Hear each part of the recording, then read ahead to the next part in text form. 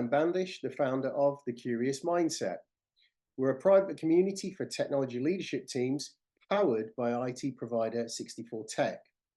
64 Tech provides IT solutions, but some of our biggest challenges that tech leaders face are human challenges, not technology problems. As leaders, there can be pressure to appear all-knowing, which makes it hard to admit what we don't know or ask questions that allow us all to be vulnerable. The Curious Mindset helps us build the people and leadership skills we didn't know we needed. It grew out of a desire that I had to help others overcome the challenges that I faced when I became a leader. I know all too well from experience how isolating being in a leadership position can be, and our North Star here is that nobody leads alone. The mantra of 64 Tech is Together We Grow, and the Curious Mindset is how we can do that. This is a place for us to learn, to share, and become more comfortable as technology leaders. I'm delighted to introduce our hosts for today's sessions, Jonathan Bowder, our technology leader host, Steve Maxwell, and our special guest, Peter Docker. Bandish, thank you very much. Curious Mindsetters, thank you for your rapt attention and attendance. It is a pleasure and privilege to welcome you to the third portion of our VUCA quarter, specifically managing and leading in a VUCA world. And if we just go back in time, we launched the series 4 what seemed like very long weeks ago. And the question I posed was, how can we use leadership in a data-driven way? And specifically, how can we use the insights that there are actually 6 specific ways of inspiring to actually help meet some of the business challenges and opportunities that you all have as tech leaders? Then we built on that 2 weeks ago with deciding in a VUCA world, and Anthony Aarons left us with this really tantalizing proposition that decision-making can actually be benefited by building a brains trust that have a shared purpose and have their egos parked at the door. And what a beautiful segue that is to our guest today, who I'll introduce in a moment, whose credo is all about empowering in a VUCA world. Because the guest that we have, ladies and gentlemen, I can't think of a better follow-up to Anthony, because I know a lot of you on the Slack channel have been scratching your head, yes, but from a human perspective, how do I go around building a team which is ego-free, which is committed, which has a shared purpose? And to help us navigate those choppy waters and keep building on the plan behind this quarter, it's a pleasure and privilege to manage Mr. Peter Docker, a military pilot, a senior RAF officer of 25 years, a crisis leader, someone who has led during combat and wartime, and in his spare time been a negotiator for the UK government and led 20 billion technology procurement projects. Peter Docker, a very warm welcome. That is some CV. How are you doing? Hi, Jonathan. Thank you so much. Often when I hear all that, I wonder, good heavens, did I do all that? But I've been very, very fortunate to have so many different experiences in my life, and including all of those things, but including teaching leadership at the UK Defence College, the top 10% of British military, and then working in safety leadership in the Middle East and Kazakhstan. And often people know me because I was what was called a founding igniter with Simon Sinek, Right. and took his message around the world. But since then, I've been very much focused on bringing jump seat leadership to companies around the globe through keynotes, workshops, and consulting. Right. And look, we'll talk about jump seat leadership, and it's been creating quite a buzz on our Slack channel. But before we do that, it's a pleasure to actually have a military person, because VUCA was a military term. And I have promised our Curious Mindsetters a series of hair-raising stories. Have you got a hair-raising story that actually would give us the context of a VUCA environment in a military situation? Yeah, and I think just pausing on the VUCA thing, volatility, uncertainty, complexity, ambiguity, it is very much a military term. And I've been to war, and I'll talk about that in a moment, where it's, it's a fear-based thing. There's a fear mindset. And this is true in the VUCA world as well. And I've lived on both sides. I've done the military side, but also the commercial and business side too. And here's something that might surprise everyone. In my experience, the business world is even more VUCA than the military world. You've got the challenges of the present, you've got the influence of the past, and you're trying to predict the future as well. And yes, in wartime, your life could be taken, but in business, your livelihood is equally threatened. So I think we need to find a way around and move beyond the VUCA mindset if we're to thrive. But coming back to your question about the military side, is that where you'd like me to start, Jonathan? Very quickly. Please, yeah. So it was probably the most challenging situation I faced as a leader, and that was back in 2003. And I was a senior officer in the Royal Air Force at the time. I led a squadron, which is the fighting unit of the Air Force. And I found myself in the sweltering heat of the Arabian Desert, leading elements from 3 squadrons. And we flew large, unarmed aircraft. They were converted passenger jets. Right. And they were converted to give fuel to act as what we call an air-to-air refueling tanker. So quite literally, we got airborne with lots of fuel. We put hoses out of the wings, and then fighter pilots would come up. It's great fun, and take gas. And what that would do would be to extend the range and endurance of those fighter jets so as they could do their job. But when we arrived at this airbase called Prince Sultan Air Base, which I've never been to before, I was faced with volatility, uncertainty, complexity, and ambiguity. The challenges, I didn't have all the equipment that I needed. Some of my people didn't have all the uniforms they needed. On a technology front, we'd had all of our computers and phones taken away from us because of diplomatic reasons. So we had nothing. And we also had the challenge of the environment, 100-degree Fahrenheit heat, sandstorms, thunderstorms. But then we had many other things that I could not control. The crazy, which is, well, the political environment. Those of us who can remember back to 2003, there were demonstrations in London, Paris, New York, and other cities around the world, because this would become known as the Second Gulf War or the Iraq War, where it was unseating Saddam Hussein. There's a lot of uncertainty and disquiet about that. And that was felt amongst my people too. They're thinking human beings, very intelligent human beings, many, many of them. And, you're in the military, so you can't just say, I'm out.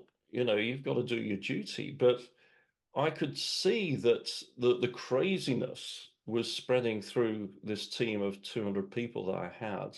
Yeah. And I needed to do something to overcome that.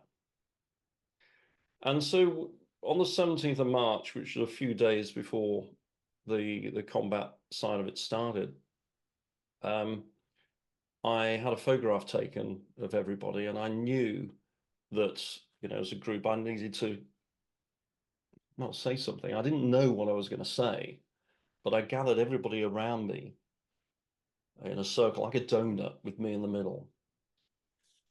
And I just opened my mouth and spoke from the gut.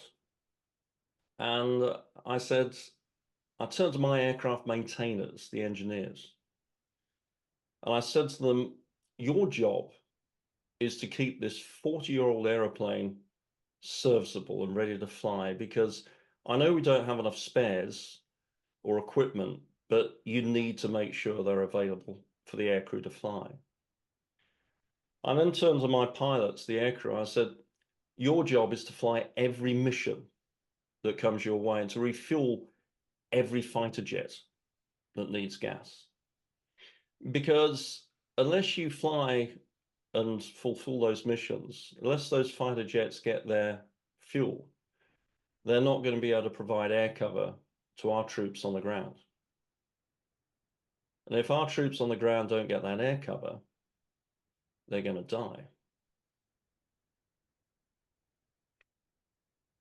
And what I did in that moment was I cut through all of the craziness.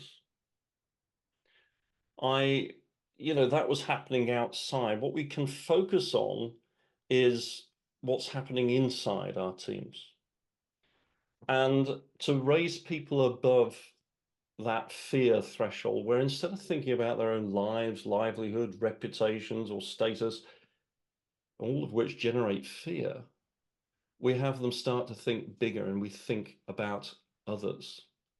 And what happened after that was the most incredible high performance where people went above and beyond, where they became creative, they became innovative. Every challenge they faced, we overcame. And that was my people, not me. What I'd done was set the conditions.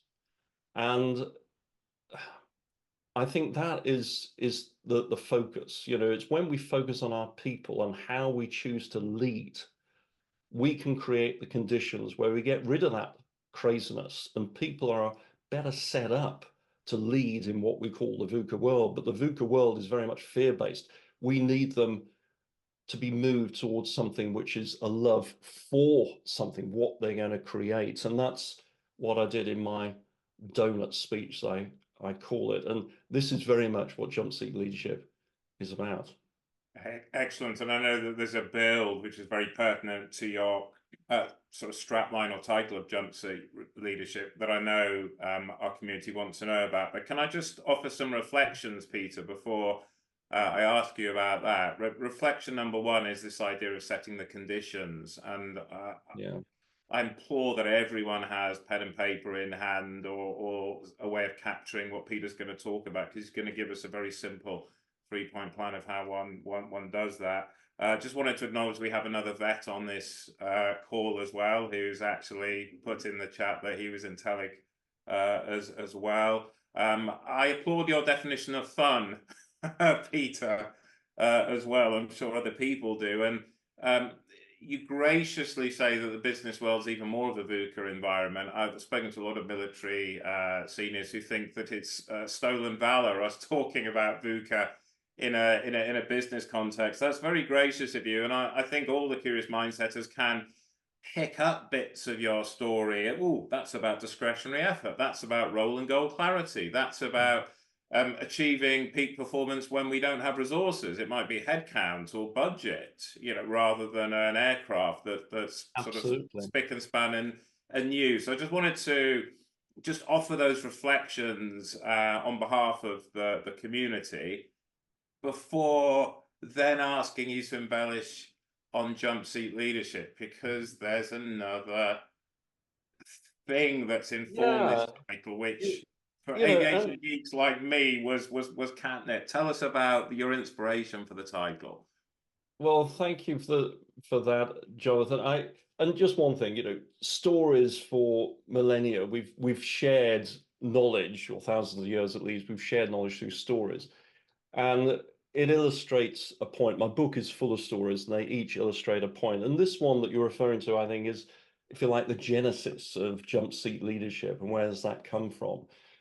And it links back to when I was, again, in the Air Force, senior officer, senior pilot, very experienced on the airplanes that we flew, which are large passenger jets. We carried about 140 people. And on this particular occasion, I was doing a final check on a young guy called Callum, who he had been a co-pilot for many years, but he'd just completed some training to become a captain, the guy in charge of the whole airplane. And that was about 6 months. But my final check of him was to act as his co-pilot as we flew from London to Washington Dulles and then on to San Fran. And San Francisco is a very busy airfield, and it's a good test. And Callum was all over it. And we landed, we taxied in, we shut down, and I turned to him and said, look, great job. You're fully signed up as a captain. We're staying here tonight. In the morning, you'll have a regular co-pilot, and I'll be down the back with the other passengers as you fly us back to Washington. And that was a great moment because he'd worked hard for it. In the morning, he came to me, he said, excuse me, sir, because, you know, I was very senior in rank and that's Right. we behave there. And he said, it's very busy during rush hour out here, San Fran. He said, can you come and sit in the jump seat and help watch out for other aircraft and make sure we go the right way? I said, yes, of course, Captain. And I thought that was very brave because this is the first opportunity he had to get people like me off his back. You know, he'd been checked and monitored for the past 6 months. But no, he wanted me to sit on the jump seat, and that is a third seat on the flight deck of large aircraft, which is usually empty. But if you're qualified, you can sit there, and it gives you a great view out front. And he had in mind, you know, the safety of the aeroplane.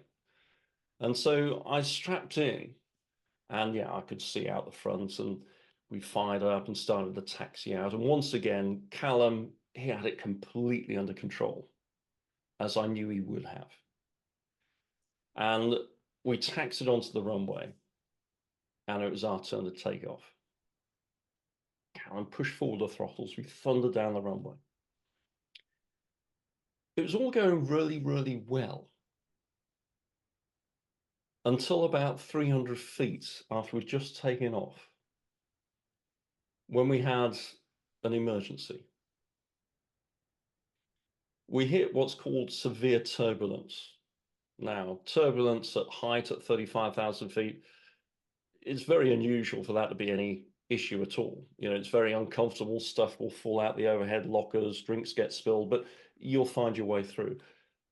But down at 300 feet, it's an entirely different situation because there's a high risk of hitting the ground.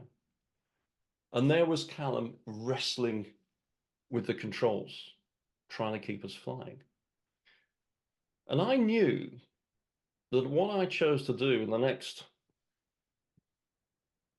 2 seconds would dictate whether I survived and the 140 other people would survive or not. So when I'm sharing this story, I generally ask, you know, what would you do in my position? You know, you're the most experienced pilot on that airplane. Your life is on the line. What are you going to do? And I get a number of responses. You know, I sometimes people say, oh, well, I'll reach over and grab controls. Well, that's going to be jolly exciting, isn't it? Some people say, I had a lot of EAs say that to me. They wanted to take control. Fair enough. Right. But then we have people at the other extreme saying, it's all your problem. You know, you sort this out. And that is, you know, it's like having a hole in the other end of the boat. Well, there's no such thing. You're all in the same boat. Oh. Some people would shout encouragement or whatever. But here's what I did. I did absolutely nothing. I sat there with my hands in my lap, perfectly calm, because I knew in that moment I didn't need to take the lead. If I had had any doubt whatsoever that Callum would be able to handle the situation, I'd have had no business at all signing me up the day before as a captain. All I needed to do in that moment was to have him feel that I had his back, and I needed to become a great follower. Now, I'm here, so obviously it all worked out okay. But the point of this story, Jonathan, and why it led to jump seat leadership as a term, is that the inevitable fact for all of us is that at some stage we will hand over control. Right. Whether you're the CEO of a company, whether you are the leader of a team, or actually even as a parent, when your kids grow up and leave home and start leading their own lives, we will move on. And jump seat leadership is about embracing that inevitability. And the interesting thing is that when you do that, it generates a mindset where you're focused on lifting others up and equipping them. So when the time is right, they can take the lead and carry forward those things that are deeply important to you. Now, that's great for the future, but this isn't just about legacy. It's about what it creates in the present and what it creates in terms of people's ability as a team to work together and handle volatility, uncertainty, complexity, ambiguity. That's what it does. So that was the start of jump seat leadership. And the interesting thing, perhaps, is the invitation. Callum invited me onto that flight deck, onto that jump seat. It wasn't me who said, I'm going to sit there. No, he invited me to become part of his team. Yeah. And that's when you know that you've been successful to become a jump seat leader.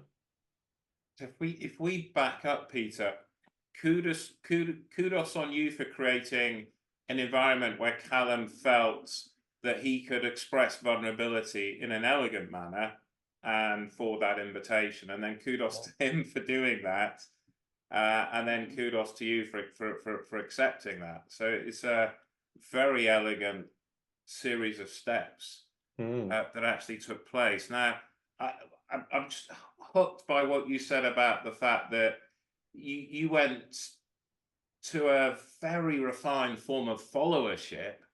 Now, as the guru and the owner of this sort of intellectual property and codification,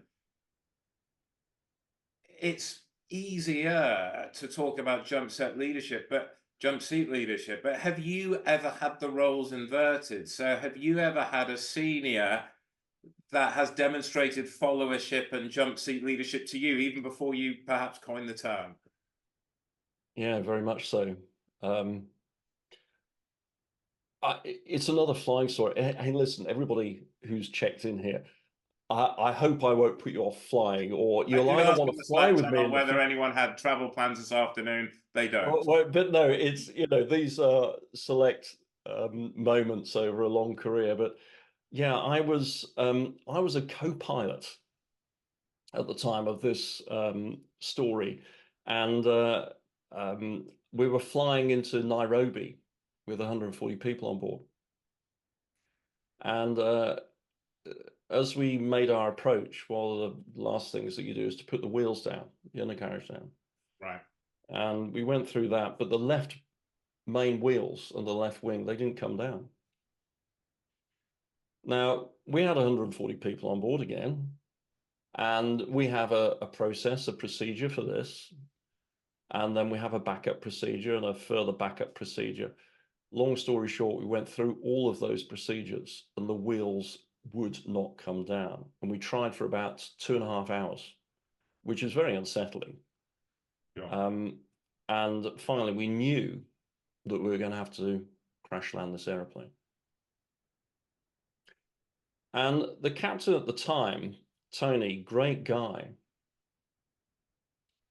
he turned to me and he said, Peter, I want you to fly the crash landing. Now, when people first hear that, they might think, wow, he's abdicating his responsibility, his accountability for the aeroplane, but not a bit of it. The context was Tony was a very, very experienced captain, but not on that aeroplane. I, on the other hand, although I was a co-pilot, I was only 25 years old, but I was at the top of my game. I was one of the pilots for the Prime Minister, flying the Prime Minister around the world. And I'd also, as it happened, just conducted refresher training in the simulator for crash landing an aeroplane.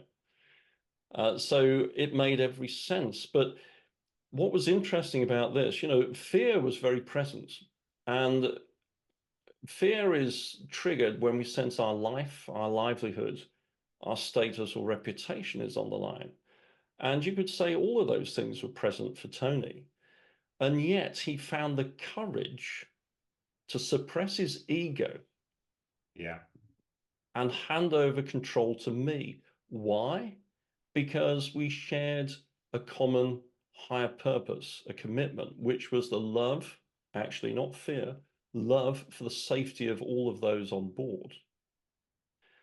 So I'll let people read the outcome of that story, but that is the essence of it, where he transcended fear, found the courage, driven by the love for something, his stand, his belief in getting everybody to get down on the ground safely.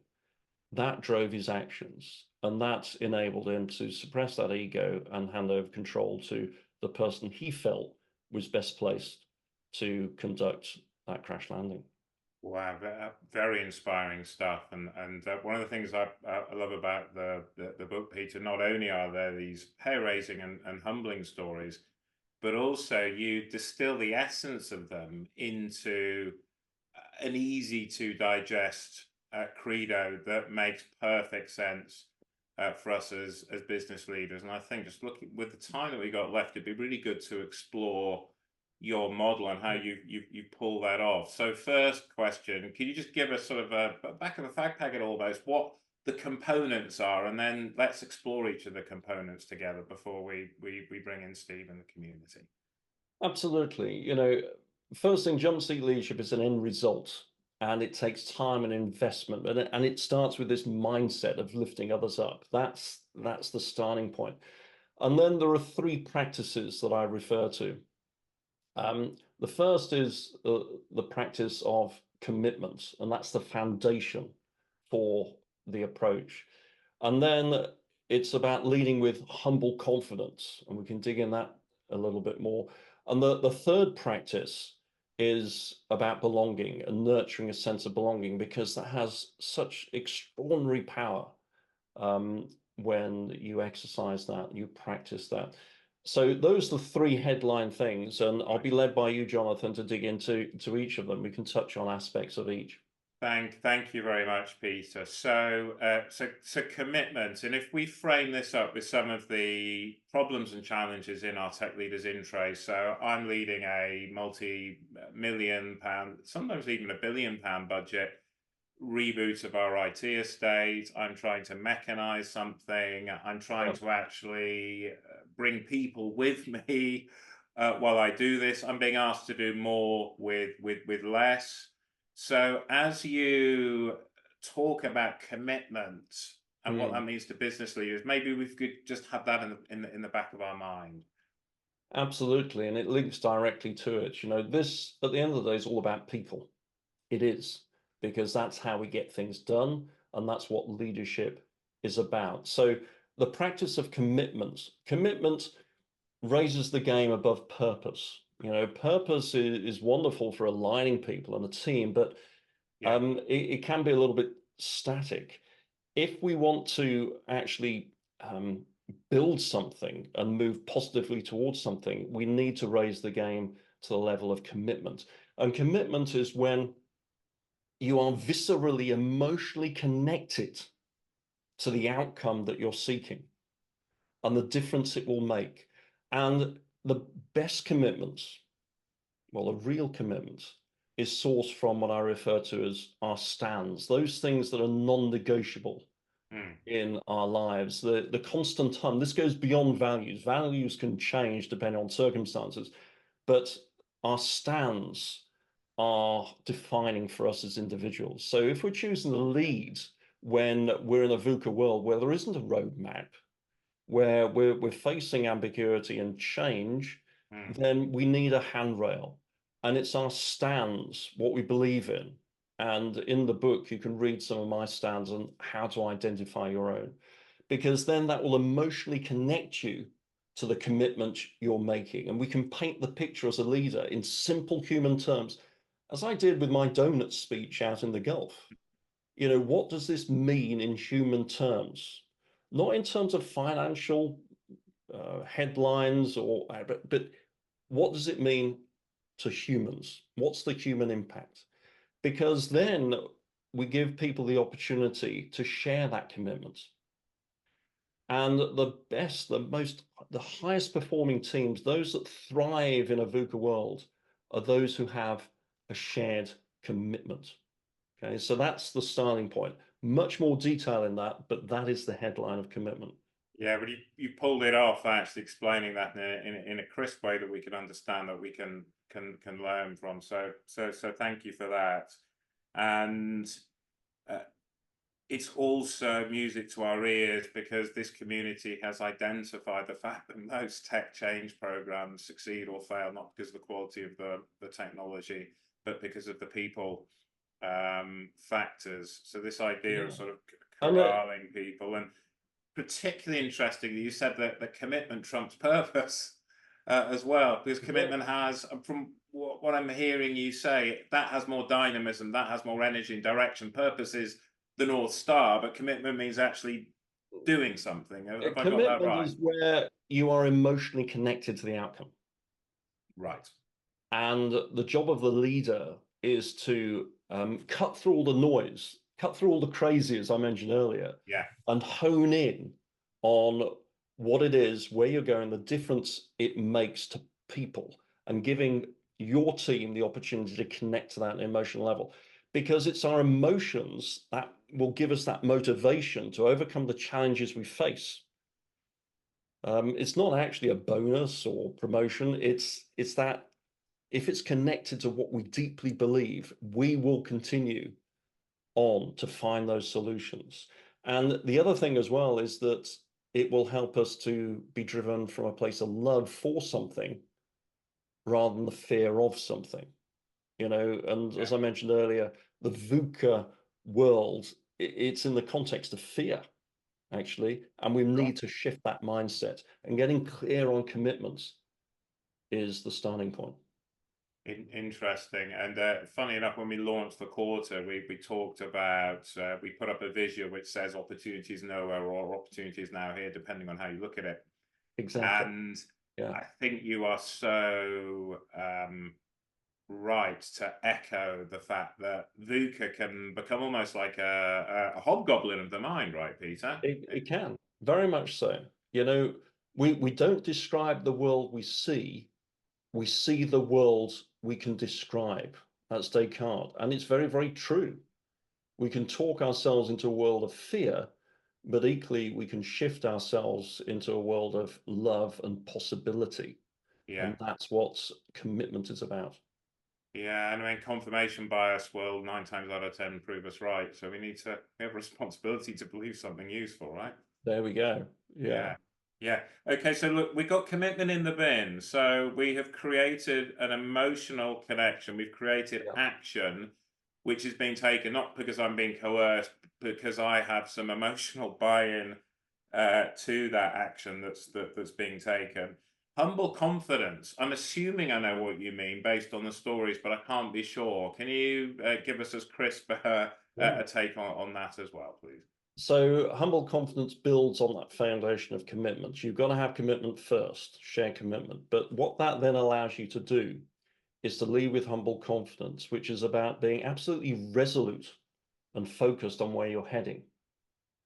But at the same time, balancing that with a willingness to listen and engage with your team and beyond. And importantly, one of the techniques of humble confidence is learning how to see not knowing the answer as a leadership strength rather than a weakness. And the whole coaching piece around humble confidence is how to build that muscle of being able to lead when you don't know the answer and lead into the unknown. And it's a very specific skill and technique that can be built. Very surprising from when you hear someone with a senior military background. I think Brené Brown's done research on US Navy SEALs, which came to the same conclusion as you. Warriors are brilliant at vulnerability. You can't be an effective warrior without showing vulnerability. And you seem to be saying the same thing, Peter. Absolutely. It's the starting technique with humble confidence actually is to say, look, I don't know the answer here, but let me remind you why it's absolutely vital we figure it out. And you re-illuminate the picture you've painted about the shared commitments you have. That gives you the courage to put your hand up. And then your focus is on asking the important questions to draw on the collective genius of your team and beyond to find the solutions to the challenges you face. Yeah, and just as a tease for everyone, collective genius is a really important riff in Peter's canon.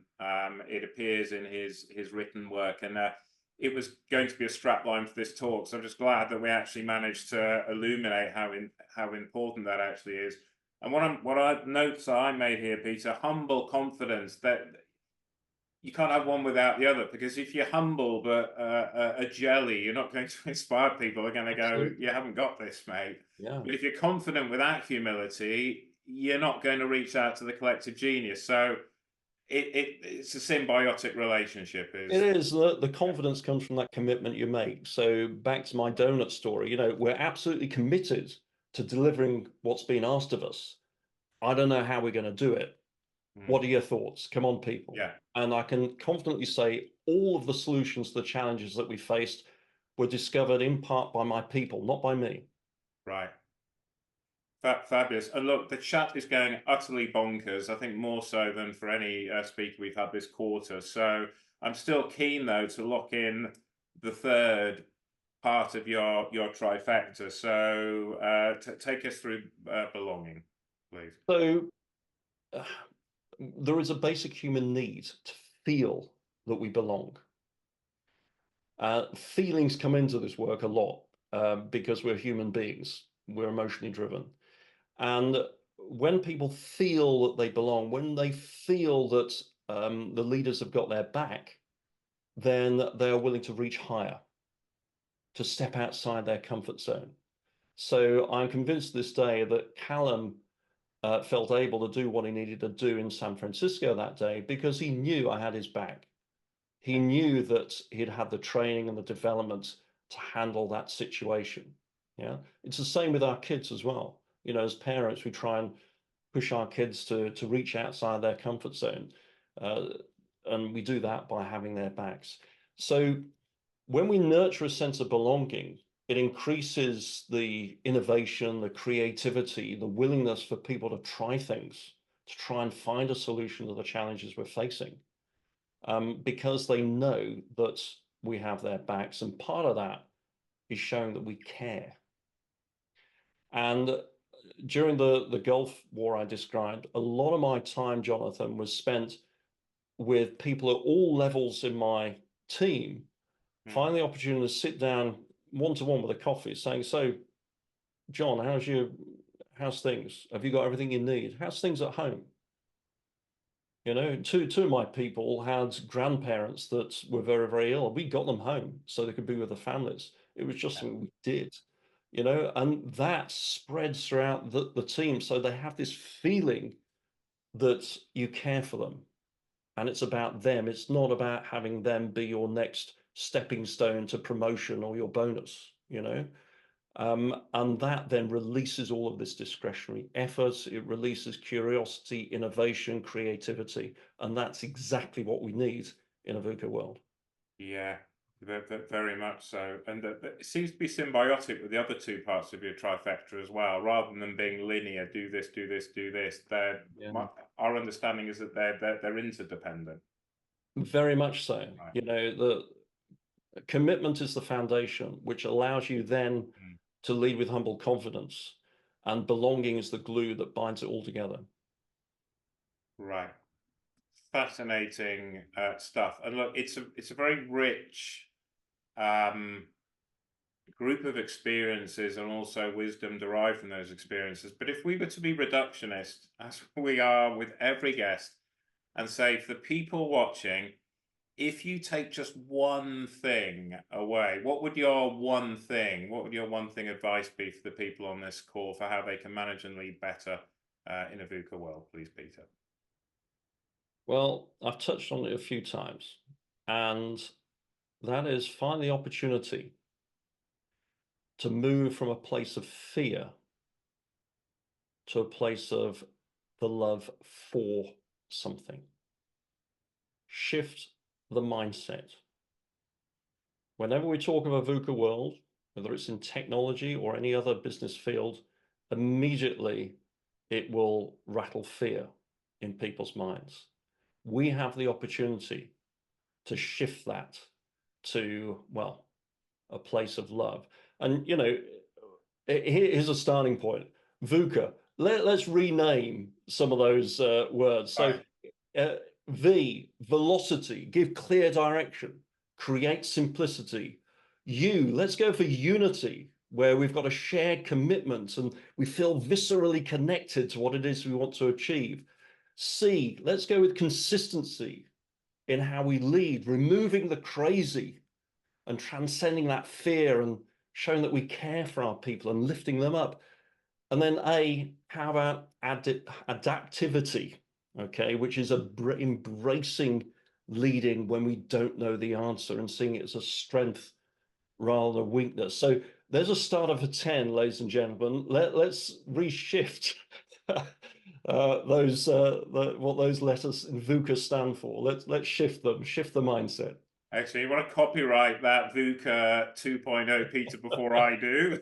And let's make it our ambition on this series to go from VUCA 1.0 to VUCA 2.0 with the help of you and your other guests. It won't surprise you, we have a lot of soccer or football related questions as well. But before we dip into those and others, if I could just invite Curious Mindsetters to put us all into gallery view, and I will hand off to our tech leader in residence, Steve Maxwell, for the honor of the first question, and then I'll curate other questions from the chat and from our Curious Mindsetters. Mr. Maxwell, over to you, sir.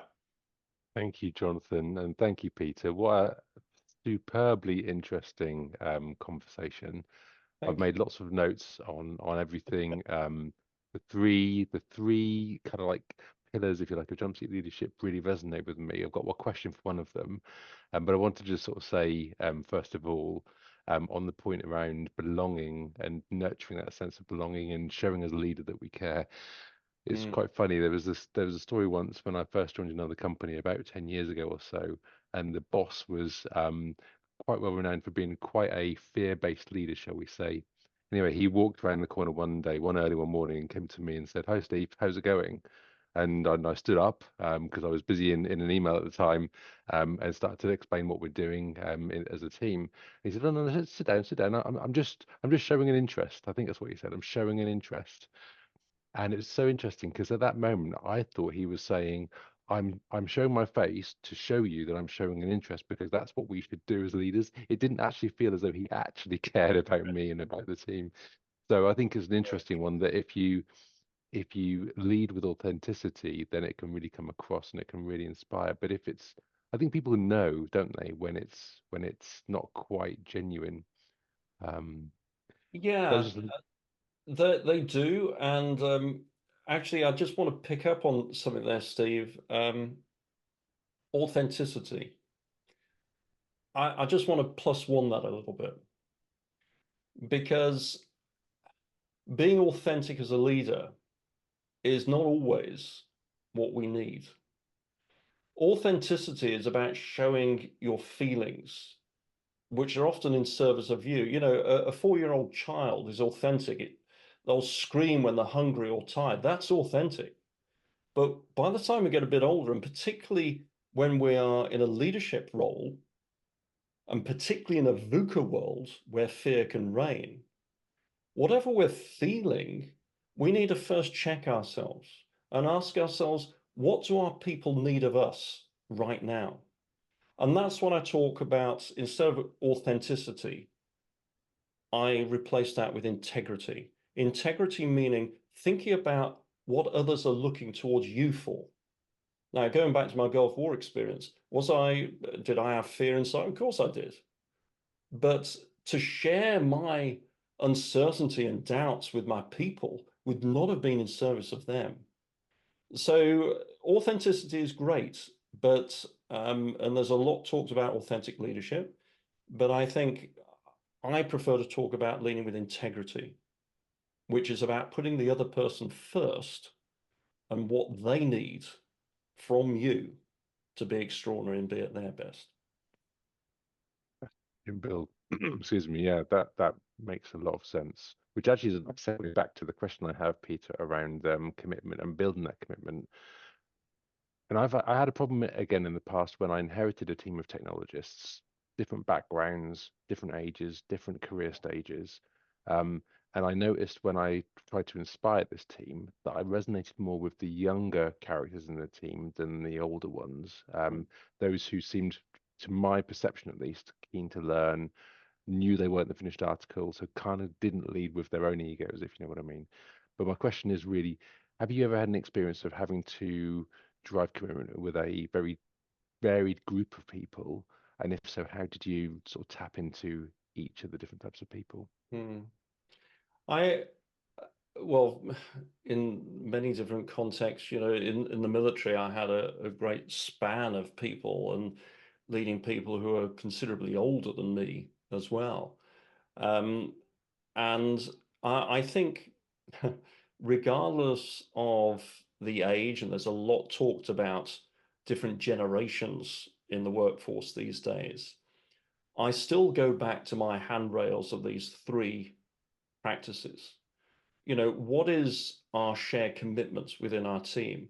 More importantly, how do we make it relevant to each and every one in our team, regardless of their age, their experience? How can we help them feel that connection, that emotional connection to what it is we want to achieve within our team? And then leading with humble confidence, being curious, asking questions of our people, that tends to draw people in. There's a great story in the book about that, that I'll let people read, but it will draw you in. And then secondly, that sense of belonging. You know, there's the last chapter of the book talks about a company, ASOS, when it was run by Nick Baton, who's now a good friend of mine.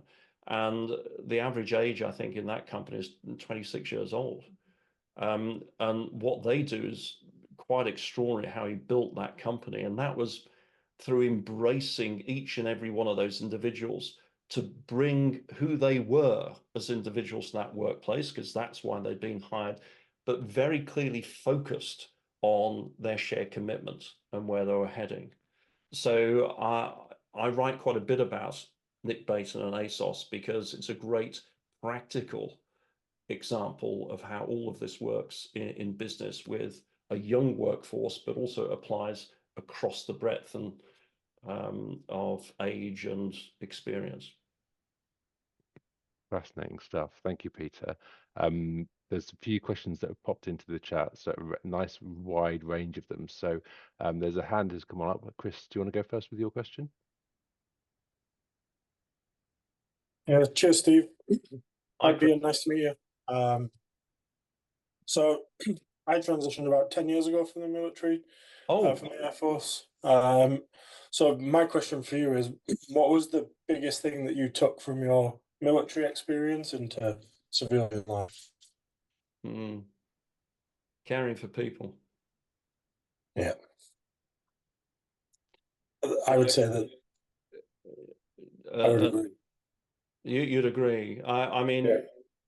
And the one thing that immediately comes to mind is after 4.5 months, whatever it was, we flew back to the UK and I was exhausted and we had the TV cameras, all the rest of it. And then families came to pick up their loved ones. And I just got in the car.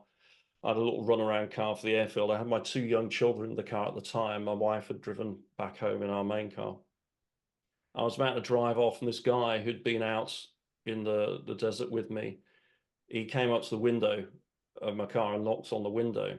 And I went out the window and he was stood there, had his wife in one arm and his newborn son in the other, who'd just met for the first time. I said, "Yes, John, what is it?" He said, "Boss," he said, "I just want to say, thanks for bringing us all home safe." And, you know, that was 20 years ago now, and I've told that story quite a few times, but it still brings a lump to my throat because it showed the willingness, the sense of duty, dedication, commitment of this guy to leave his pregnant wife to go and do his duty. And it was just a privilege to bring them all home safe. So caring for your people, if people feel that you care, then it unlocks extraordinary innovation and capability to handle all of those things of a VUCA world, the uncertainty, volatility, complexity. So care for your people. Yeah, I think I've found that leaving, there's no other organization that does that as good as the military. Yeah, and hey, we don't always get it right either in the military. We don't. But no, we don't. The important thing is that that's the context. That's what you try and do, because of all the benefits of not only for the individuals but for the team and whatever project, mission, or task you have in front of you. Thanks, Peter. Great question, Chris. And just want to keep going through the chat and just catch us up. Chris made a lovely comment in the chat as well, which relates to your stories, Peter, about servant leadership. To be a good leader, one must become a good follower first, which was from your forces background, Chris. And also, I loved what came up in your discussion with Steve. If we're going VUCA 2.0 and Unity, rather than trashing Gen Yers, Gen Zers, and Gen Alphas, why don't we see them as the most purpose-driven generation in the sense of the workforce? Why don't we work with them rather than, oh, they've got everything wrong, then whippersnappers, da-da-da-da-da-da. It's just, which again is fear-based. So really, really interesting. Then we had a comment from Steve himself. Thanks for sharing this insight, Chris, into servant leadership. Often wonder whether I would have been a better leader if I'd had some military background. Well, Rishi has something to say on that. Always found other peers and leaders who had that background to be inspiring. Very much so, Steve. I concur. And I have a brother who is serving in the military at the moment, James. As well, who who I'm very, very respectful of, as I am Peter. And then we have the inevitable segue into football. Phil Broncard. Phil, I will come to your question as well. Thank you for your patience and keeping your hand up. Phil Broncard, I'm not a football fan, and maybe there's too many people with different viewpoints in this question, but I would be interested in Peter and Jonathan's perspectives on the England football team, mainly as a case study of leadership and performance. Fear, inverted commas, probably. It's a situation where, in principle, you have a strong leader in Gareth Southgate, a team of normally high performers, mentioning no names, Phil Foden. But something is not working. No bleep Sherlock. Gareth is known for trust and empowerment. The purpose must be there. It is something Southgate focused on in his team as England's coach. Is the commitment collectively missing? Too much fear of failing expectations. Thoughts? Wow. Peter, I think this is known in the trade as a hospital pass. Your thoughts, please. Well, first of all, I'm not an expert on football. I am not, but just observing and listening to those comments, I think it'd be very interesting to look through the lens of jump seat leadership. What is the commitment? Now, often with commitment, people say, well, it's obvious, isn't it? But does everyone in the organization, or in this case, the team, have that shared commitment? Because when it's a true shared commitment, it raises you up above thinking about yourself, and you start thinking about those around you and your team. How about the humble confidence? We're not just talking about the coach here. How about the people within the team on the pitch? Are they leading with humble confidence? And then that sense of belonging. What's the level on that at the moment? Now, one would hope that people feel that they belong in that team, that they are connected, they know how their piece of the jigsaw fits into the bigger picture. But this is where I would start to look at those three domains, those three practices: commitment, humble confidence, and belonging. And it'd be very difficult to assess without actually talking to people and getting their individual thoughts and feelings. But it's an interesting lens to view the current situation. Thank you, Peter. And I do have some thoughts, and I just want to squeeze the marrow out of the time that we've got with you. So I'll share my thoughts on the Slack channel, I promise, but I'll get on my soapbox later. Phil, you've been very patient. Taryn, you've got a beautiful question in chat, which I will come to before the end, I promise. We absolutely have to hear Peter's thoughts on your question. But Phil, the floor is yours, sir. Yeah, thank you. Now, just to build on that, because I was thinking in terms of the, the commitment to humble confidence and the belonging.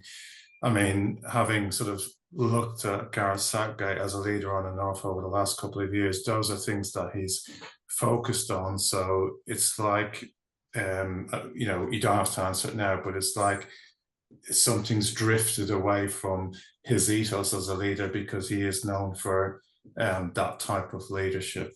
Yeah. And, we often focus on the coach, don't we? But it's down to the individuals in any team as well. They can be made accountable. People will be made accountable for delivering something, but that is not going to work on its own. People need to choose to take responsibility. And so what would be interesting to explore perhaps at another time is not so much about the coach, but what is going on with the individuals in the team. Are they choosing to take responsibility for their own leadership, how they're leading themselves and how they are leading those around them? Because leadership is a choice. It can't all fall on the coach, the senior person or the person out in front. Everyone has the opportunity to choose to take the lead. And choose to be empowered or not so. And how do I use that autonomy that I've been gifted through the Humbly Confident Leader? Fascinating stuff. A quick funny from Bryony. Thanks, Peter. This is all very inspiring and impressive. I can't even remain seated when I notice my partner loading the dishwasher incorrectly. And I don't even want to get into the blades up or blades down debate. Taryn Rishi's question is a perler. So Taryn asks, it's all about how you deal with, let me just get the question up again. Yeah, so Taryn's question, how do you deal with the people who actually push back on the vestiges of jump seat leadership, Peter? Would be good to hear your comments. Yeah, remaining resistors to change and transformation. How do you deal with those people who are clinging on for dear life to the old world? I get really curious. I talk about behind every complaint or frustration is a stand. So what I mean by that is if we're in a leadership role, then people will come to us often with complaints or frustrations. It actually takes a lot of courage to voice those. So rather than trying to squash those complaints or dissensions and pushing them away under the rug, I get curious, because if we ask questions, we can start to dig down and discover the underlying stand that that person has. What do they deeply believe in? What's deeply important to them? Because when we can tap into that, it's like flipping over that complaint and frustration. And rather having the negative energy that goes with that, we can tap into the positive energy of that underlying stand and belief. A very simplistic example, nobody tells me anything around here.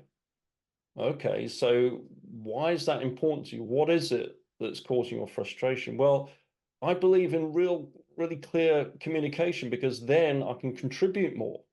Okay, now we're starting to shift the conversation from a negative to a positive.